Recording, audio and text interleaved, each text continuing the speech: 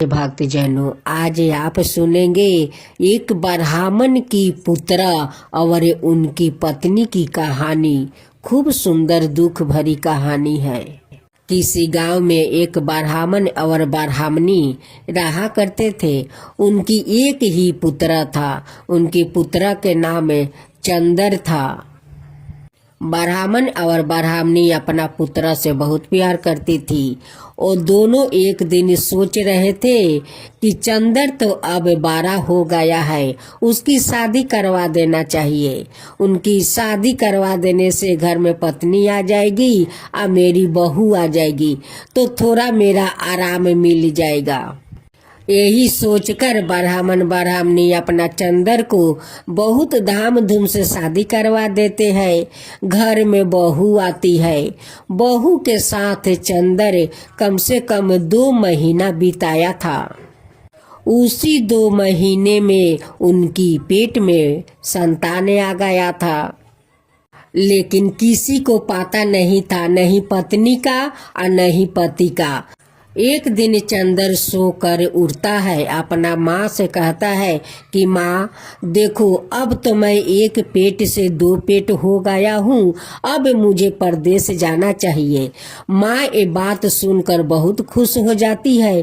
कहती है कि मेरा बेटा तो अब बहुत बड़ा हो गया है, अब अपना संसार संभालने के लिए बात करता है, कमाने के लिए बात करता है।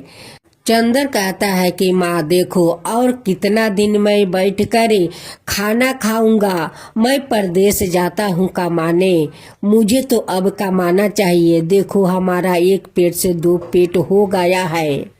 चंदर के पत्नी कहती है कि आप परदेश जाएंगे तो मुझे महके में छोड़ आइएगा, आकर एक बार गावना करा कर ले आइएगा।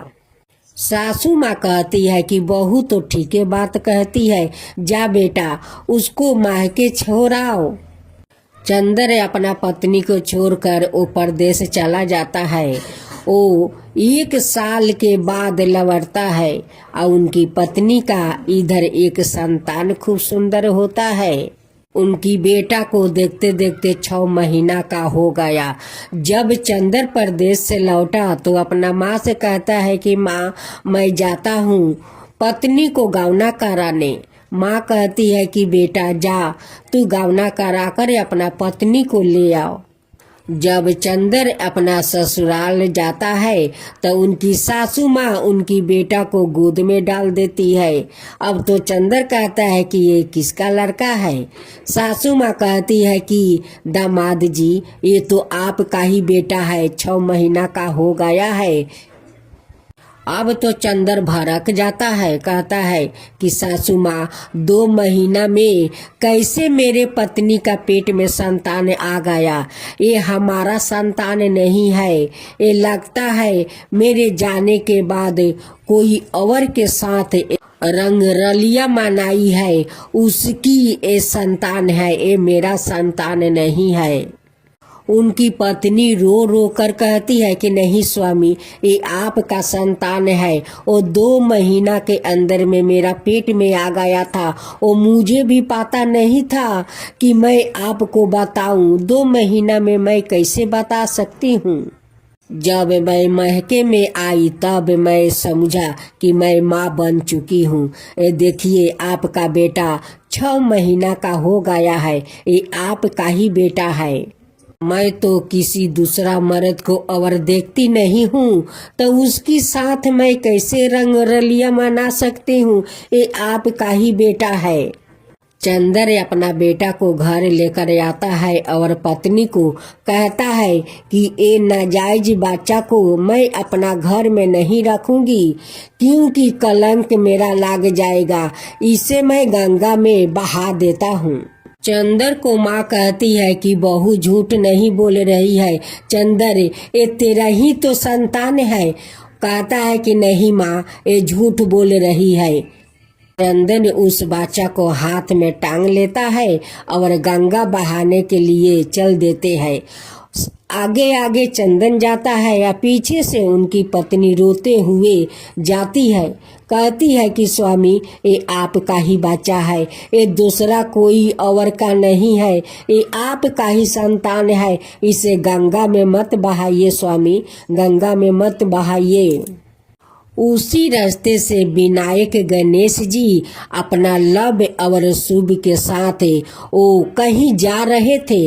वो देखते हैं कि उस औरत बिलख बिलख कर रो रही है और इस आदमी तो बच्चा को गंगा में फेंकने के लिए जा रहा है। गणेश जी कहते हैं, ठहर मूर्ख, तेरी पत्नी रो रो कर कह रही है कि ये आपका ही संतान है, फिर भी तेरा अपना पत्नी पर विश्वास नहीं है। चंदर कहते हैं कि नहीं भगवान, ये मेरा संतान हो नहीं सकता है, मैं तो शादी करके परदेश चला गया तो मेरा संतान कैसे होगा, मैं घर पर रहता तभी तो संतान होगा। विनायक गणेश भगवान कहते हैं कि नहीं रे मूर्ख, एक दिन में संतान आ जाता है और वो तो 2 महीना तू अपना पत्नी के साथ बिताया है। चंदन तो अब गणेश भगवान को बात नहीं सुन रहे हैं, वो चलने लगा। गणेश भगवान उसे अभिशाप देते हैं कि अगर बच्चा को गंगा फेंकने जाता है तो तू यही पर फेंकने से पहले तू सील बन जा। अब तो चंदन वही पर सील बनकर खड़ा रहा। उनकी पत्नी कहती है कि प्रभु, मेरे पति कितना दिन तक सील बनकर रहेगा, ये जैसा भी है ये मेरा पति है प्रभु, इसे सील से मनुष्य बना दीजिए। गणेश जी कहते हैं कि मैं शराप दे दिया है, शराप आपस नहीं लिया जाता है।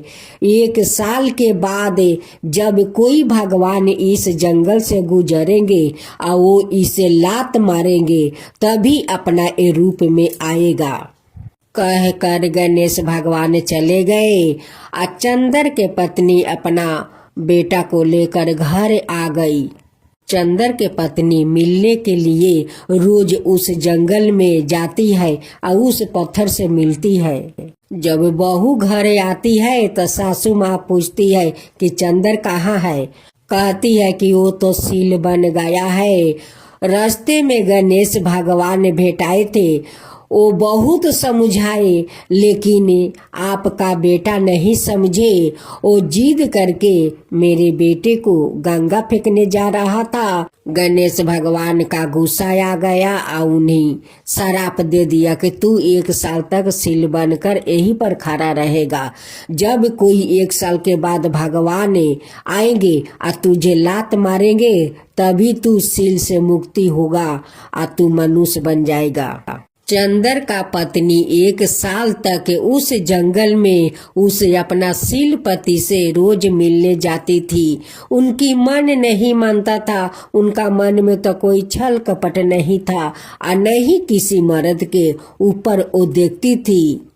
लेकिन चंदर को तो अपना क्रोध के कारण सील बनना पड़ा।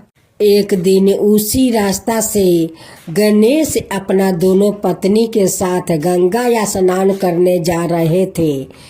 रिद्धि सिद्धि का उस सील पर नजर पड़ा। वो कहने लगी कि स्वामी देखिए ये सील कितना सुंदर है, आदमी के जैसा है।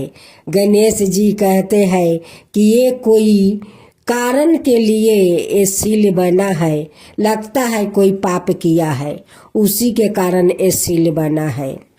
चंदर तो विनायक जी के शराप के कारण वो सील बना हुआ था। गणेश जी का दोनों पत्नी कहती है कि स्वामी इस सील को मुक्ति करवा दीजिए, इसे मनुष्य रूप में लाइए प्रभु, लाइए। गणेश भगवान ने उस सील का 3 बार परिक्रमा किया और करने के बाद ऐसे पैर मारा कि चंदर अपना मुक्ति पा गया, वो मनुष्य रूप में आ गया।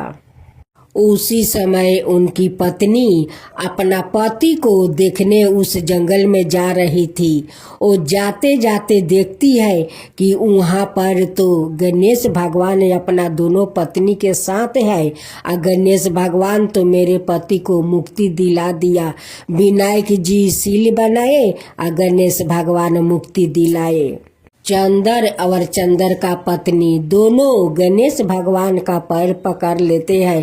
कहते हैं कि भगवान, हमसे बहुत बड़ा पाप हो गया है कि अपना पत्नी को मैं पाप में ढकेल रहा था, मैं पाप लगा रहा था। मेरे पत्नी पापी नहीं है, ये किसी और को संतान नहीं है, वो संतान तो मेरा ही है।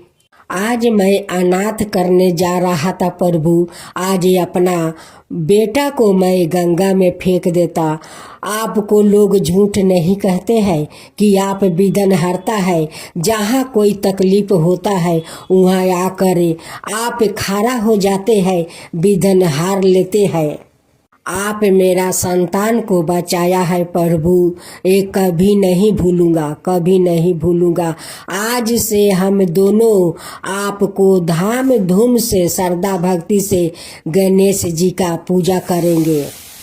चंद्र अपना पत्नी के साथ घर आता है और गणेश भगवान को सब मिलकर धाम धूम से पूजा आरती करते हैं। जय गणेश जी रिद्धि सिद्धि के देवता और विघ्न विनाशक देवता है, जो पूजा अर्चना से प्रसन्न होकर भक्त की हर बाधा को दूर करे, सुख सौभाग्य और धन धनाई के भंडार भर देते हैं।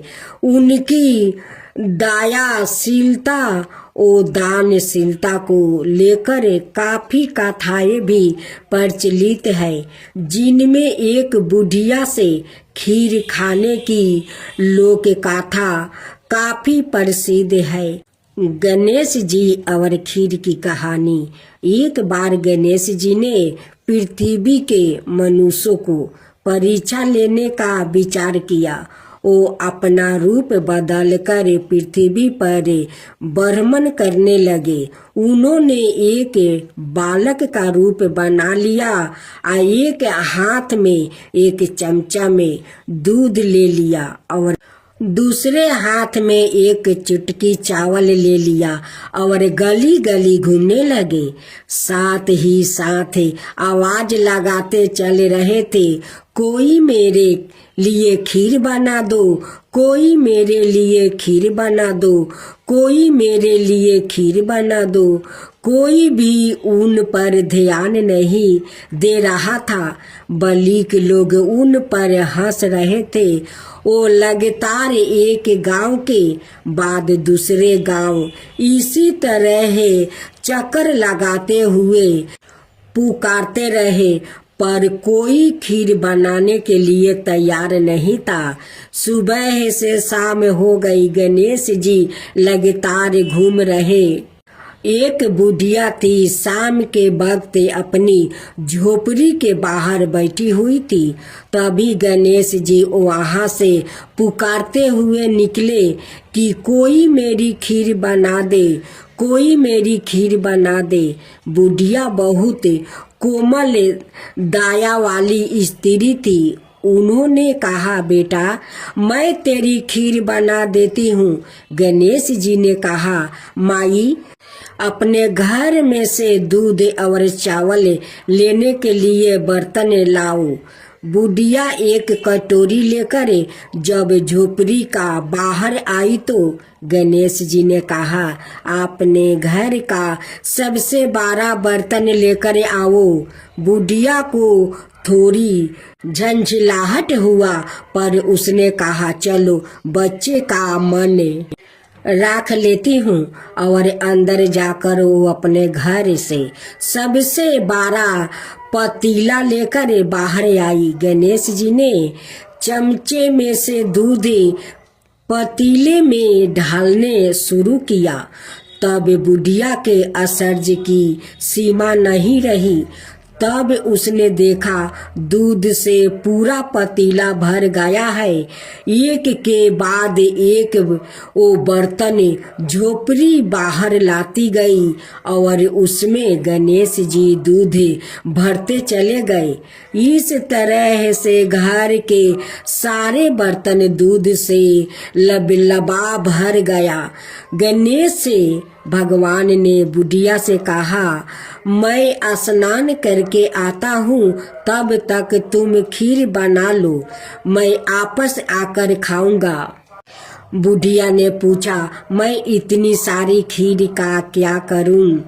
इस पर गणपति जी बोले, सारे गांव को दावत दे दो। बुढ़िया ने बड़े प्यार से मन लगाकर खीर बनाई। खीर की भीनी भीनी मीठी मीठी खुशबू चारों दिशाओं में फैल गई।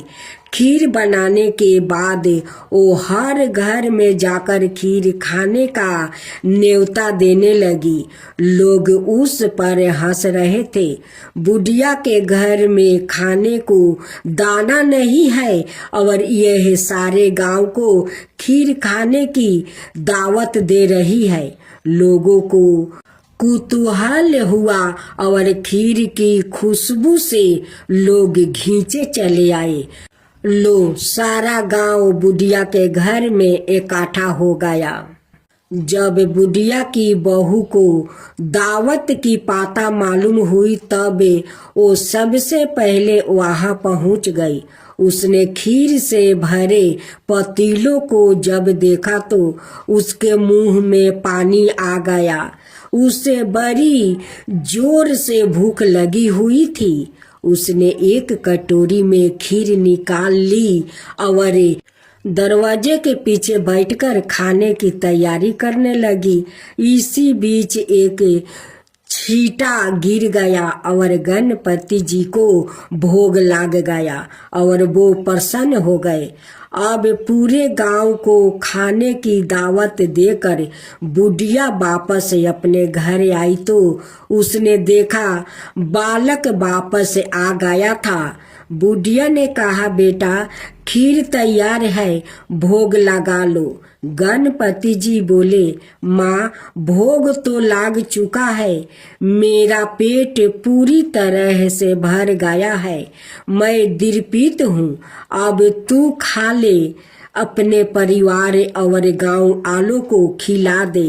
बुढ़िया ने कहा, यह तो बहुत ज्यादा है, सबका पेट भर जाएगा, इसके बाद भी यह बच जाएगी, उस बीच खीर का मैं क्या करूंगी?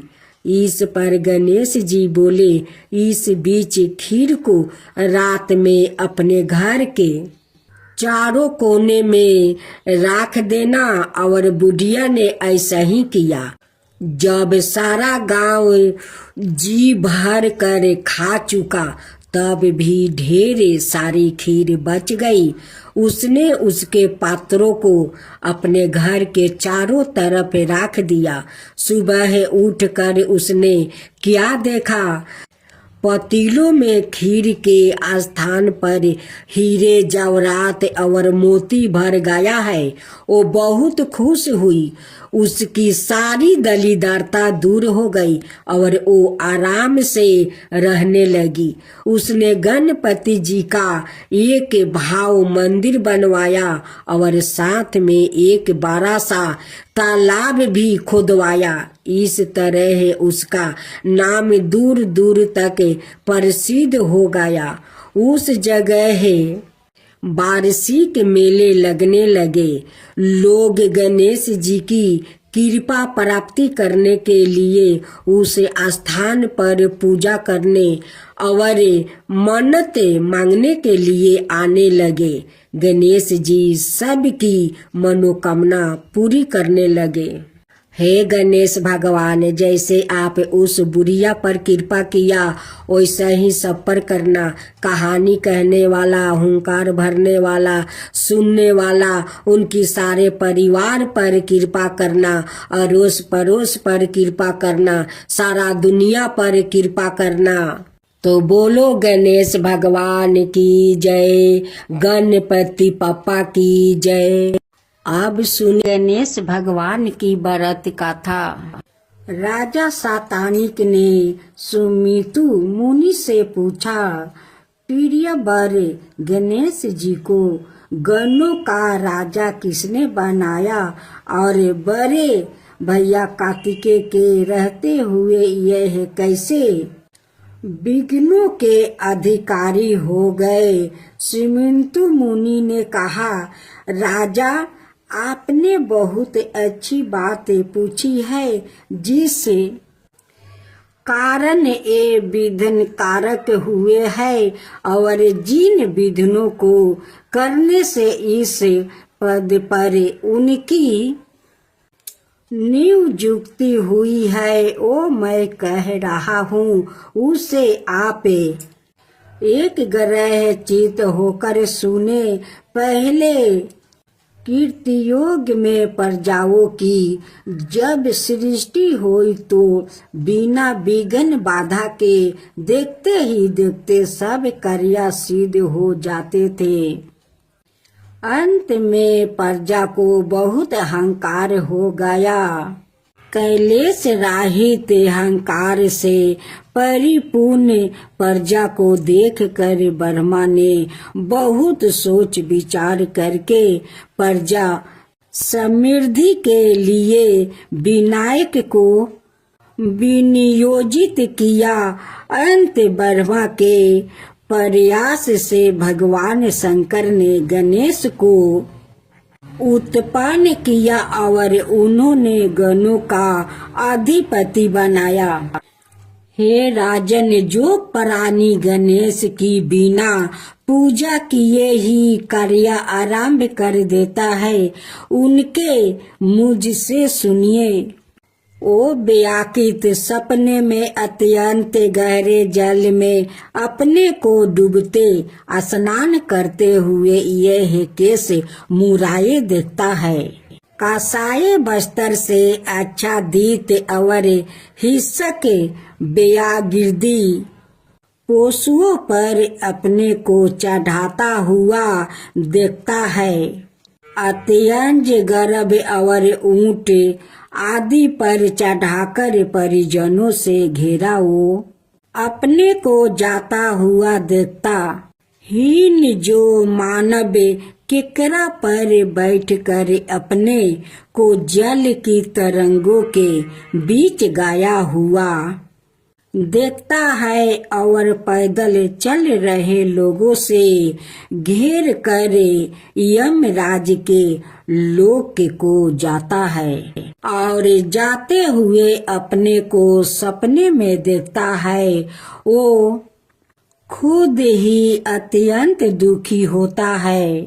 जो राजकुमार सपने में अपने चिता और आकृति को विकृति रूप में अब स्थित कर वीर के फूलों की माला से विभूषित देखता है, वो उन भगवान विघ्नेश के द्वारे विघ्न उत्पन्न कर देने के कारण पूर्व वंशानुगत प्राप्त रज्या को प्राप्त नहीं कर पाता, वैसे को व्यापार में लाभ नहीं प्राप्त होता है और कृषक को कृषि कार्य में पूरी सफलता नहीं मिलती। इसलिए राजन ऐसे अशुभ सपनों को देखने पर भगवान गणपति की प्रसन्नता के लिए विनायक शांति करना चाहिए। विनायक की जय हो, विनायक जी की जय हो। अब आप सुनेंगे तुलसी की कथा। तुलसी से जोड़ी एक कथा बहुत प्रचलित है। श्री मद देवी भगवत पुराण में इनके अवतार की दिव्य लीला कथा भी बनाई गई है। एक बार शिव ने अपने तेज को समुद्र में फैला दिया था। उससे एक महातेजस्वी बालक ने जन्म लिया। यह बालक आगे चलकर जलंधर के नाम से पराक्रमी दैत्य राजा बना। इसकी राजधानी का नाम जलंधर नगरी था। दैत्यराज कलनेमी की कन्या बिंदा का विवाह जलंधर से हुआ। जलंधर महाराक्षस था। अपनी साता के मध्य में चूरी उसने माता लक्ष्मी को पाने की कामना से युद्ध किया, परंतु समुद्र से ही उत्पन्न होने के कारण माता लक्ष्मी ने उसे अपना भाई के रूप में स्वीकार कर लिया। वहां से पराजित होकर वो देवी पार्वती को पाने की लालसा से कैलाश पर्वत पर गया। भगवान देवाधिदेव शिव का ही रूप धारण करे माता पार्वती का समीप गया, परंतु मां ने अपने योग बल से उसे तुरंत पहचान लिया और वहां से अंतर्ध्यान हो गई। देवी पार्वती ने क्रोध होकर सारा वृत्तांत भगवान विष्णु को सुनाया। जलंधर की पत्नी बिंदा अत्यंत पतिव्रता स्त्री थी। उसी के पतिव्रता धर्म की शक्ति से जलंधर ना तो मारा जाता था और ना ही पराजित होता था। इसलिए जलंधर का नाश करने के लिए बिंदा के पतिव्रता धर्म को भंग करना ही बहुत जरूरी था। इसी कारण भगवान विष्णु ऋषि का भेष धारण कर वन में जा पहुँचे, जहाँ बिंदा अकेली बर्मन कर रही थी। भगवान के साथ 2 मायावीर राक्षस भी थे, जिन्हें देखकर बिंदा भयभीत हो गई। ऋषि ने बिंदा के सामने पल में दोनों को भस्म कर दिया। उनकी शक्ति देखकर बिंदा ने कैलाश पर्वत पर महादेव के साथ युद्ध कर रहे अपने पति जलंधर के बारे में पूछा। ऋषि ने अपने माया जाल से 2 बांदर प्रकट किया। एक बांदर के हाथ में जलंधर का सिर था और दूसरे के हाथ में धर। अपने पति की यह दशा देखकर बिंदा मूर्छित होकर गिर पड़ी। होश में आने पर उन्होंने ऋषि रूपी भगवान से विनती की कि वो उसके पति को जीवित करे। भगवान ने अपनी माया से पूर्ण जलंधर का सिर धड़ से जोड़ दिया, परंतु सवाए भी वो उसी शरीर में प्रवेश कर गया। बिंदा को इस छल का जरा आभास नहीं हुआ। जलंधर बने भगवान के साथ बिंदा पतिव्रता का व्यवहार करने लगी, जिससे उसकी पतिव्रता भंग हो गया। ऐसे होते ही बिंदा का पति जलंधर युद्ध में हार गया। इस सारी लीला का जब बिंदा को पता चला तो उसने क्रोध होकर भगवान विष्णु को शीला होने का श्राप दे दिया और सवाए सती हो गई। जहाँ बिंदा भस्म हुई वहाँ तुलसी का पौधा उगा। भगवान विष्णु ने बिंदा से कहा, हे बिंदा, तुम अपने सतीव्रता के कारण मुझे लक्ष्मी से भी अधिक प्रिया हो गई हो। अब तुम तुलसी के रूप में सदा मेरे साथ रहोगी। जो मनुष्य भी मेरे शालिग्राम रूप के साथ तुलसी का विवाह करेगा, उसे इस लोक और परलोक में विपुल यश प्राप्ति होगा। जिस घर में तुलसी होती है वहाँ यम के दूत भी असमय नहीं जा सकते।